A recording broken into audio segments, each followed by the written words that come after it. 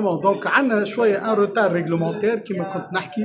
Malheureusement, il y a un décalage entre les textes de loi et les décrets d'application. Et ça, il faut absorber absolument ce retard. Surtout في التليميدecine entre la loi 2018, les décrets gouvernementaux en 2022 ou les décrets d'application en 2024. قاعدين نشوفوا فيه في الكراونت فوندينغ aujourd'hui c'est vrai qu'il y a un texte qui régit depuis 2020 le financement participatif au profit des PME, mais malheureusement les décrets d'application mettent du temps et ça crée un retard qui n'est pas expliqué. Et Inch'Allah, j'espère que aujourd'hui, avec ces accords entre l'Organisation nationale des entrepreneurs et la MTM, de créer cette dynamique au profit des startups tunisiennes pour booster le système de santé tunisien au profit du patient et lui rapprocher les soins et avec un coût abordable et avec des délais raisonnables.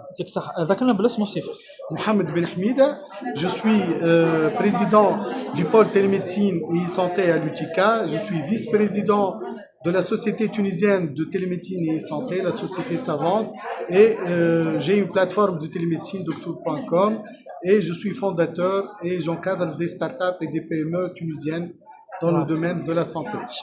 Mohamed Ben Hamida, donc CEO docteur.com, une plateforme de télémédecine. Donc j'ai coordonné un petit peu le panel d'ouverture entre ONE, qui est l'Organisation nationale des entrepreneurs, qui a signé une convention de partenariat avec l'Association des médecins tunisiens dans le monde. Donc notre objectif, c'est de faire venir la diaspora des médecins tunisiens pour investir dans les startups tunisiennes et créer un écosystème favorable à l'innovation. Donc, alhamdoulilah, معناها جبنا les parties prenantes. Donc, كان محاضر معنا le représentant رئيس لجنة الصحة في البرلمان. Et bien sûr, pour faciliter un petit peu la réglementation tunisienne, il y a un retard entre les lois tunisiennes et les décrets d'application.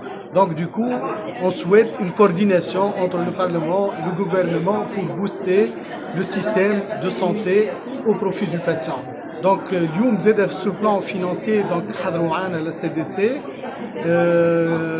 GFS, la CDC, la Caisse de dépôt et de consignation. Donc, حضروا معنا زاد كيف UGFS, qui est un fonds d'investissement, un fonds dédié pour la santé.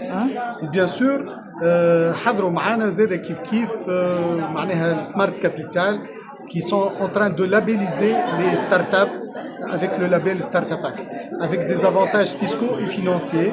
Donc, bien sûr, notre objectif, c'est de mobiliser cet écosystème institutionnel pour booster le financement des startups et de créer cette dynamique au profit du patient tunisien.